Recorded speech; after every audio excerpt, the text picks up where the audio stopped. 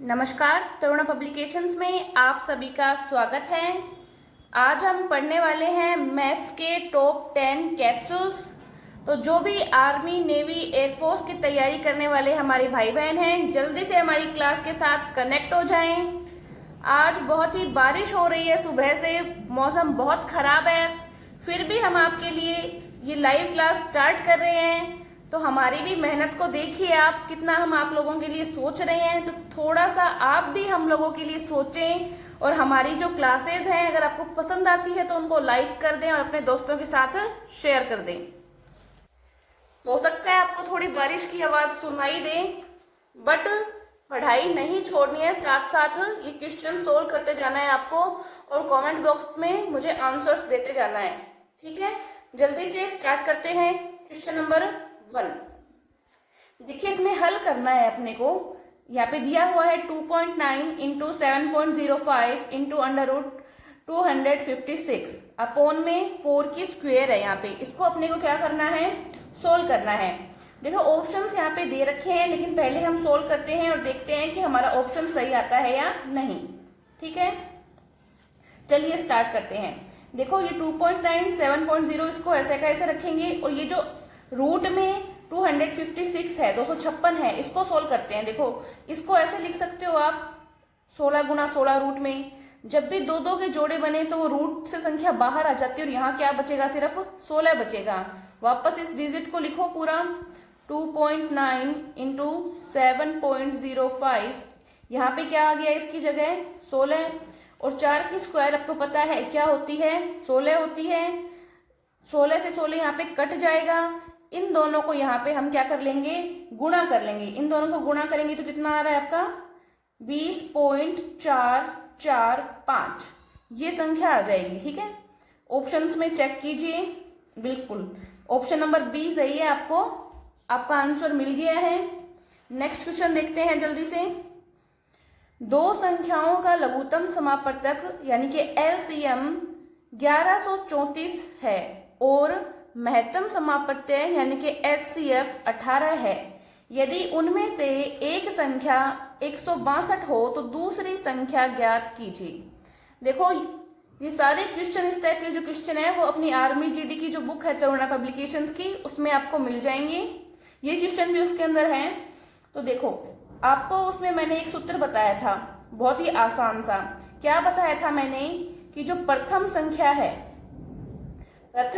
है और जो द्वितीय संख्या है उनका क्या करना है, आपको गुणा करना है। प्रथम संख्या का और द्वितीय संख्या का गुणा करना है और वो गुणा किसके बराबर आना चाहिए, जो एलसीएम और एचसीएफ आपको दिया है उसके गुणा के बराबर आना चाहिए। तो एलसीएम गुणा एचसीएफ। ठीक है, पहली संख्या आपको दे रखी है यहाँ पे कितनी है 162, तो 162 लिखिए यहाँ पे, गुणा का यहाँ पे गुणा रखिए। द्वितीय संख्या कितनी है नहीं दी हुई, ज्ञात करने तो इसको x मान लीजिए, बराबर एलसीएम आपको दिया है यहाँ पे 1134, एचसीएफ आपको दिया है यहाँ पे 18, लिख लीजिए दोनों। ठीक है, ये x यहाँ पे रखिए, ये 162 यहाँ पे गुणा में है, इधर जाके किस में हो जाएगा, भाग में हो जाएगा। ठीक है, अब इसको काट लीजिए। देखो 162 एकम 162 और इसको काटेंगे इससे तो 7 आ जाएंगे। अब 18 को 7 से गुणा कर लेंगे आप, तो 18 7 कितना होता है 126। तो x का मान कितना आ गया 126, यानी कि हमारी जो दूसरी संख्या है वो कितनी आ जाएगी 126 आ जाएगी। अब ऑप्शन देखिए, आपको मिलना चाहिए, ऑप्शन में बिल्कुल मिल रहा है आपको। यहाँ पे जो सी आंसर है वो बिल्कुल करेक्ट होगा। ठीक है, 126। थर्ड क्वेश्चन देखते हैं हम। x एक कार्य को 15 दिन में पूरा करता है, y उसी कार्य को 30 दिनों में पूरा करता है। x और y दोनों मिलकर उस कार्य को कितने दिनों में पूरा करेंगी। ठीक है, तो पहले हम क्या करते हैं, x का एक दिन का काम निकाल लेते हैं। जब भी ऐसा क्वेश्चन आए आपको क्या करना है, दोनों का एक एक दिन का काम निकाल लो। x का एक दिन का काम निकालो, 1/15। ठीक है, ऐसे ही y का एक दिन का काम निकालोगे, कितना आ जाएगा 1/30। अब दोनों का काम निकालो, दोनों का काम निकालोगे, इन दोनों को जोड़ लो, 1/15 प्लस 1/30। अब इसका एलसीएम लेना आता है आपको, लघुत्तम लो इन दोनों का, 30 आ जाएगा। यहाँ पे 2 + 1 कितना आ गया, 3/30। इसको कट कर सकते हो आप, 1/10 आ गया आपके पास यहाँ पे। मतलब यहाँ पे दोनों का काम 1/10 आ गया, यानी कि उन दोनों ने मिलकर काम कितने दिन में पूरा किया, 10 दिन में पूरा किया, 10 दिन में पूरा किया। ये क्या है, दोनों के द्वारा मिलकर किया गया कार्य, जितने दिनों में पूरा होगा वो दिनों की संख्या। तो लिख लो यहाँ पे, दोनों ने 10 दिन में मिलकर कार्य पूरा किया, कार्य पूरा किया। देखिए ये सब चीजें मैं आपको समझाने के लिए लिख रही हूँ, ताकि आपके नोट्स हैं जो बनते जाएं और आप बाद में रिवीजन करें तो आपको कोई दिक्कत नहीं आए, भूले नहीं आप। इसलिए मैं एक एक पॉइंट आपको लिखवा रही हूँ। पर ऐसा नहीं है कि आप एग्जाम में जाके ऐसे वहां पे कहानी छापोगे, वहां पे आपको कहानी नहीं लिखनी है, वहां पे सीधे आपको ऑप्शंस दिए हुए होंगे और आंसर जो है वो आपको टिक करना है, ठीक है। तो ऑप्शन नंबर बी यहाँ पे सही है, लेकिन एक बार आप साथ साथ नोट्स बना लीजिए ताकि बाद में आप भूले नहीं इनको, ठीक है। 10 दिन आ गए आपके। अब 4th क्वेश्चन, उस घन का आयतन ज्ञात करो जिसकी एक भुजा की लंबाई 1 मीटर हो। घन से समझ गए आप, ये जो आकृति होती है वो क्या होती है, घन होती है, ठीक है। अब आपको पहले घन का आयतन का सूत्र पता होना चाहिए इसके लिए, ठीक है। तो घन का आयतन, पहले घन का आयतन निकाल लो। घन का आयतन क्या होता है, भुजा की क्यूब। भुजा कितनी दी हुई है, 1, तो 1 की क्यूब करेंगे तो कितना आएगा, 1 ही आएगा। और जो आयतन होता है वो घन मीटर घन सेंटीमीटर में होता है। यहाँ पे मीटर दिया हुआ है आपको, तो ये क्या हो जाएगा, घन मीटर में हो जाएगा। घन मीटर का अर्थ क्या है, 1 मीटर क्यूब। घन की जगह यहाँ पे क्या लगा सकते हो आप, ये क्यूब भी लगा सकते हो। तो ये छोटी छोटी बेसिक चीजें हैं, ये आपको पता होनी चाहिए। अब आंसर तो यहाँ पे आ गया है, पर इससे आपको खुश नहीं होना, क्योंकि मैंने ये सवाल इस तरह से बनाया है ताकि आपको संबंध पता चले मीटर सेंटीमीटर के बीच में, किलोमीटर के बीच में, इन सब के बीच में आपको संबंध पता चले, इसलिए मैं ये सवाल आपको करवा रही हूँ, ठीक है। तो देखो यहाँ पे 1 मीटर क्यूब ये तो आपका आ चुका है। अब आपको ये भी पता होना चाहिए कि जो 1 मीटर है, 1 मीटर में सेंटीमीटर कितने होते हैं, जल्दी से कमेंट करो। हाँ, 100 सेंटीमीटर होते हैं। 1 मीटर में सेंटीमीटर कितने होते हैं, 100 सेंटीमीटर होते हैं। देखो यहाँ पे 2 जीरो है ना, इस 2 जीरो को आप क्या लिख सकते हो, 10⁻², और आगे क्या है, सेंटीमीटर, ठीक है। ये तो बात कर ली हमने 1 मीटर की, पर हमारे पास क्या है, यहाँ पे 1 मीटर क्यूब है। क्या है हमारे पास यहाँ पे, 1 मीटर क्यूब है। तो 1 मीटर क्यूब है, तो हम इसकी भी क्या कर लेते हैं, क्यूब कर लेते हैं। तो 10⁻² तो हमारे पास यहाँ पे थी, अब इसकी हमने क्या कर ली, क्यूब कर ली। और सेंटीमीटर की भी क्या हो जाएगी, क्यूब हो जाएगी। ये कितना हो गया, 3 दूनी 6 और सेंटीमीटर क्यूब, ठीक है। तो एक आंसर हमारे पास आ गया ये। देखो जो घातांक वाली जो प्रश्नावली है अपनी बुक में, आर्मी जीडी वाली बुक में, उसमें मैंने साफ साफ ये सूत्र बताया है कि जब भी कोई यहाँ पे संख्या हो और उनकी घातें हो तो ये आपस में क्या हो जाती है, गुणा हो जाती हैं। तब ये क्या हो गया, 10⁻6 हो गया, ठीक है। तो एक आंसर ये आ गया, एक आंसर ये आ गया। अब किलोमीटर से भी संबंध ज्ञात कर लेते हैं, ठीक है। तो अब 1 मीटर में आप बताओ कितने किलोमीटर होते हैं, यहाँ लिख देती हूँ मैं, साथ साथ उतारते जाना अगर किसी को नहीं पता हो। 1 किलोमीटर में मीटर कितने होते हैं, 1000 मीटर होते हैं। क्या होते हैं, 1000 मीटर होते हैं। इसका क्या मतलब हुआ, इसका ये मतलब हुआ कि 1 मीटर में किलोमीटर कितने होंगे, 1/1000, 1/1000। ये कितने हो गए, किलोमीटर। समझ गए ना, ये चीज छोटी छोटी चीजें हैं, बेसिक चीजें हैं, 8वीं 9वीं क्लास में आती है आपके, तो ये आपको समझनी चाहिए। आपको पता है 1 किलोमीटर में 1000 मीटर होते हैं, तो 1 मीटर में किलोमीटर कितने होंगे, 1/1000। अब आप इसको क्या लिख सकते हो, देखो ये 1 मीटर है, ये नीचे कितनी जीरो है, 3 जीरो है, तो आप इसको क्या लिख सकते हो, 10⁻3, ठीक है। 10 की घात 3 लिख सकते हो। अगर आप इसको ऊपर लाना चाहो तो ये 10 की पावर क्या हो जाएगी, -3 हो जाएगी। जब भी कोई घात नीचे से ऊपर जाती है तो उसका चिन्ह चेंज हो जाता है। और आगे क्या है, किलोमीटर है। ठीक है, तो 1 मीटर बराबर आ गया 10 की घात -3 किलोमीटर। हमारे पास क्या है, मीटर की क्यूब है, तो इसकी मीटर की क्यूब के हिसाब से करते हैं तो 1 मीटर क्यूब बराबर, इसकी भी क्या कर लो, इधर क्यूब कर लो, और ये इसकी भी क्या कर लो, इधर क्यूब कर लो। अब देखो इन दोनों को क्या करो, आपस में मल्टीप्लाई करो, तो कितना आ जाएगा, -9 और ये किलोमीटर क्यूब। तो एक आंसर आपके पास क्या आ गया, ये आ गया। तो देखो एक आंसर हमारे पास ये आ गया, एक आंसर हमारे पास ये आ गया, और एक आंसर हमारे पास ये आ गया। तीनों ही सही हैं। ठीक है, अब देखो यहाँ पे ए ऑप्शन की ओर बात करते हैं। इसमें और मैं एक चीज बताना चाहती थी, इसलिए मैंने ये ऑप्शन लिया है। यहाँ पे 10 की पावर क्या है, यहाँ पे 0 है। किसी भी संख्या, अंदर कोई भी संख्या हो और उसकी पावर अगर 0 हो तो उस संख्या का मान क्या होता है, 1 होता है। कितना होता है, 1 होता है। ठीक है, तो यहाँ पे क्या है, 10 की पावर 0 क्यूबिक मीटर, 10 की power 0 cubic metre. Cubic metre का मतलब क्या होता है, मीटर की क्यूब। ठीक है, 10 की पावर 0 का मतलब क्या हो गया, 1 हो गया, और मीटर क्यूब। ये और ये सेम है या नहीं बताइए, दोनों सेम है, मतलब एक ही बात है। तो ऑप्शन ए भी सही है। 10 की पावर 6 क्यूबिक सेंटीमीटर, देखिए 10 की पावर 6 क्यूबिक सेंटीमीटर, ये भी सही है। 10 की पावर -9 क्यूबिक किलोमीटर, 10 की पावर -9 क्यूबिक किलोमीटर, ये भी सही है।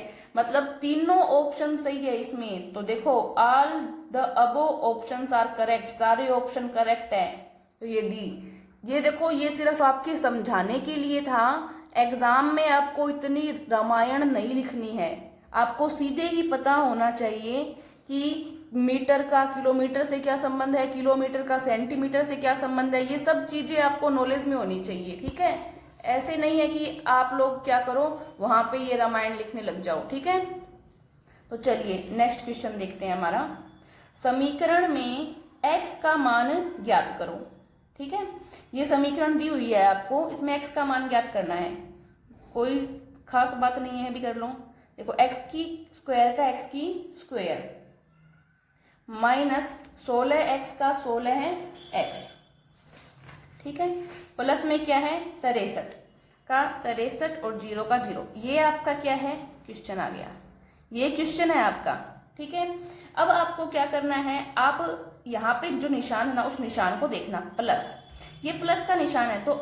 तो आपको क्या करना है, आपको आपके मन में दो संख्या ऐसी सोचनी है कि जिनको गुणा करने पर तो क्या आ जाए, 63 आ जाए। ठीक है, गुणा करने पर क्या आ जाए, 63 आ जाए। और यहाँ पे प्लस का निशान है, तो जोड़ने पर क्या आ जाए, 16 आ जाए। जोड़ने पर क्या आ जाए, 16 आ जाए। ठीक है, तो दो संख्याएं ऐसी मैंने सोची है, 9 और 7। क्या सोची है मैंने, 9 और 7। देखो 9 को 7 से गुणा करते हैं तो कितने आते हैं, 63। 9 7 63, और 9 और 7 को जोड़ते हैं तो कितने आते हैं, 16 आते हैं। तो मेरी दोनों कंडीशन यहाँ पे फुलफिल हो रही है।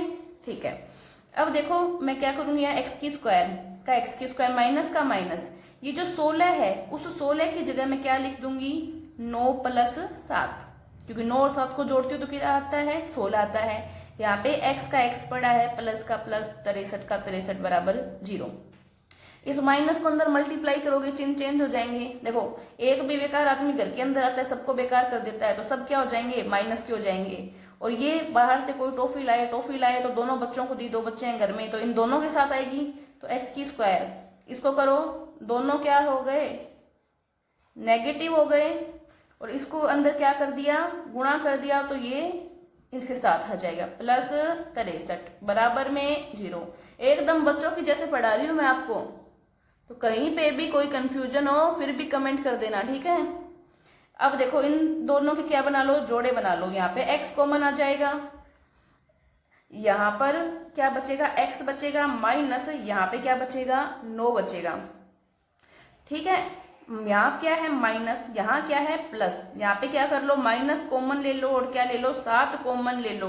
यहाँ क्या बचा, x बचा। ये देखो आपने क्या किया, माइनस कॉमन ले लिया ना, देखो ये यहाँ पे, तो ये यहाँ पे क्या बच जाएगा, माइनस का बच जाएगा, और यहाँ क्या आ जाएगा, 9 आ जाएगा। ठीक है, तो ये यहाँ पे क्या आ गया, 9 आ गया। बराबर में क्या चल रहा है, 0 चल ही रहा है। अब देखो x माइनस 9, x माइनस 9, ये दोनों ब्रैकेट हमेशा सेम आने चाहिए, तब तो आपने सही किया है, वरना आपका सवाल क्या है, गलत है। तो ये दोनों में से क्या ले लो, कॉमन ले लो। यहाँ पे क्या बचा, x बचा, यहाँ क्या बचा, माइनस का 7 बचा, बराबर में 0। ठीक है, अब देखो इसको यहाँ मैं सोल्व करके दिखा देती हूँ आपको। एक बार तो इसके बराबर 0 लो, एक बार इसके बराबर 0 लो। तो x माइनस 9 बराबर 0 और x माइनस 7 बराबर 0। x बराबर क्या आ गया, 9, यहाँ पे x बराबर क्या आ गया, 7, मतलब x के दो मान आ गए, क्या, 7 और 9। ऑप्शंस में है क्या, देखिए बिल्कुल है ऑप्शन में 7 और 9, ऑप्शन नंबर डी सही होगा आपका यहाँ पे। तो देखो इतनी देर मैंने जो लगाई आपको यहाँ समझाने में लगाई है, ठीक है, एक एक स्टेप सोल्व करके दिखाया है मैंने आपको। जब आपकी प्रैक्टिस अच्छी हो जाए तो उसके बाद में आपको क्या करना है, सीधा सोल्व करते जाना है, कितना टाइम नहीं लगे। ठीक है, टाइम मैनेजमेंट का आपको ध्यान रखना है। धीरे धीरे जब आपकी प्रैक्टिस हो जाएगी ना, तो मैं आपको इस हिसाब से टेस्ट सीरीज प्रोवाइड करवाऊंगी कि आप लोग टाइम मैनेजमेंट का ध्यान रख सकें। अभी प्रैक्टिस कर लीजिए पहले, फिर टाइम मैनेजमेंट के हिसाब से भी मैं आपको टेस्ट सीरीज प्रोवाइड करवाया करूंगी। ठीक है, क्वेश्चन नंबर 6 देखते हैं। देखिए बाहर कितनी बारिश आ रही है, फिर भी हमारी क्लास रुक नहीं रही। तो आप लोग भी रुके नहीं, अपना हौसला बनाए रखें, और इस बार जरूर आर्मी में आपको सिलेक्शन लेना है। ठीक है, नेक्स्ट क्वेश्चन है, सरल करो। 10 की पावर 6 गुणा 10 की पावर 3 गुणा 10 की पावर माइनस 6 गुणा 10 की पावर माइनस 3 गुणा 10 की पावर 0 गुणा 0। ठीक है, चलिए सोल्व कीजिए, कीजिए सोल्व। इतना क्यों टाइम लगा रहे हो, क्यों परेशान हो रहे हो, यहां से सोल्व करना, क्यों सोल्व करना है आपको, बताओ। सोल्व करने जा रहे हैं, यहाँ 0 नहीं दिख रहा आपको, 0 देखो, 0 किसी भी संख्या से गुणा होता है, पूरी संख्या को क्या कर देता है, 0 कर देता है। कितने बार बताई हुई है ये बात। तो आंसर नंबर डी सही है, 0। याद नहीं रहता, क्यों नहीं याद रहता, देखो ऐसे याद रख लो कि कोई आदमी है जिसका दिमाग क्या है, 0 है, शून्य है, खाली दिमाग है, वो जितने भी आदमियों से मिलेगा, उनके साथ रहेगा, उन सब का दिमाग क्या कर देगा, 0 कर देगा। ठीक है, तो इससे याद रख लो कि क्या आ जाएगा, यहाँ पे 0 आ जाएगा। सोल्व करने लग जाते हो, यहाँ से कितना टाइम लगाते इस सवाल के अंदर। पहले एक बार मोटी मोटी नजर में देख लिया करो क्वेश्चन क्या है, उसके बाद में सोल्व करना स्टार्ट किया करो। ठीक है, चलो नेक्स्ट क्वेश्चन देखते हैं, कोई डाउट। ठीक है, 7वां क्वेश्चन, एक क्रिकेट खिलाड़ी अपनी 14 पारियों में 30 के औसत से रन बनाता है।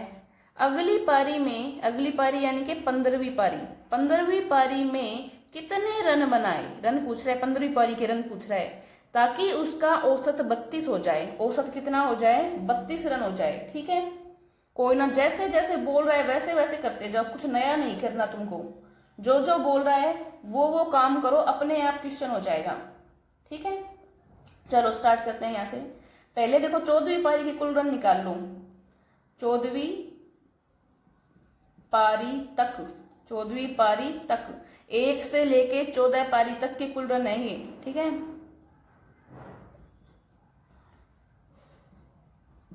चलो 14 और गुणा में कितना, 30, क्योंकि औसत है 30, गुणा कर लो इसको, 420 रन। ठीक है, 420 रन। अब 15वीं पारी के कुल रन निकाल लो, 15वीं पारी तक के कुल रन। अब ये नहीं समझना है तुमको कि 15वीं पारी के कुल रन है, 1 से लेके 15 पारी तक के कुल रन है ये। ठीक है, 15 और औसत इसने खुद नहीं बताया है, हमें कुछ करना ही नहीं पड़ा। 32 कितना आ गया, इनको गुणा करेंगे, 480 रन। आपको क्या पूछा है, सिर्फ 15वीं पारी के रन पूछा है ना, तो केवल 15वीं पारी के रन निकालो, केवल 15वीं पारी के रन। 15वीं पारी तक कुल रन इतने थे, 14वीं पारी तक कुल रन इतने थे, मतलब 480 में से 420 माइनस कर लोगे तो कितने आ जाएंगे तुम्हारे पास यहाँ पे 60 रन। कौन सी पारी के? 15वीं पारी के। ये सिर्फ 15वीं पारी के रन है, कुछ नहीं करना पड़ा, कुछ भी नहीं था सवाल में, ऐसे टेंशन लेते हो। जो जो आपको बोल रहा है सवाल में वो भी काम आप करते जाओगे ना, आंसर अपने आप आएगा, आपको कुछ करना ही नहीं है। ठीक है, चलो हो गया क्लियर। नेक्स्ट क्वेश्चन पे आते हैं, क्वेश्चन नंबर 8। अभिषेक ने, अच्छा ऑप्शन नहीं बताया क्या? 60 रन आ गए, ऑप्शन अपने आप नहीं लगा सकते तुम, यहाँ सी है, सी ऑप्शन होगा। ठीक है, क्वेश्चन नंबर 8, कुछ तो खुद भी किया करो, आंसर ही निकाल दिए तो ये सी पे टिक नहीं कर सकते आप। चलो ठीक है। अभिषेक ने एक बैंक से 12% वार्षिक की दर से 20,000 रुपए उधार लिए, तो बताओ 1 साल बाद उसको कितनी राशि चुकानी पड़ेगी? दर तो है 12%, समय है 1 साल, मूलधन कितने रुपए उधार लिए हैं? 20,000, कितनी राशि चुकानी पड़ेगी? इसका क्या मतलब हुआ कि जो राशि ली है वो तो देनी देनी, मतलब मूलधन तो देना ही है, और उस पे जो ब्याज लगा वो ब्याज भी देना है। ये दोनों चीजें देनी है, इन दोनों चीजों का योग क्या होता है? मिश्र धन होता है। मतलब आपको क्या ज्ञात करना है? मिश्र धन ज्ञात करना है। मूलधन दिया हुआ है, ब्याज आपके पास है नहीं, तो मतलब ब्याज निकाल लो और मूलधन में जोड़ दो, क्या आ जाएगा? मिश्र धन आ जाएगा। तो पहले साधारण ब्याज निकाल लो, सूत्र आपको पता ही है। साधारण ब्याज वाली क्लास नहीं देखी है ना, तो नीचे डिस्क्रिप्शन में लिंक दिया हुआ है, वो क्लास देख लेना, सारे बेसिक्स क्लियर हो जाएंगे। मूलधन गुणा दर गुणा समय बटे 100, यही था सूत्र। मूलधन कितना है यहाँ पे दिया हुआ है? 20,000। दर कितनी दी है? 12। समय कितना दिया है? 1। सब कुछ अगले ने खुद नहीं दिया, तुमको कुछ नहीं करना पड़ा, फिर भी टेंशन लेनी। ठीक है, 2 जीरो काट लो, 12 दूनी 24, 24 तो आ गए रुपए, ब्याज आ गया, ब्याज आ गया, मूलधन तुम्हारे पास है ही, मिश्र धन निकाल लो।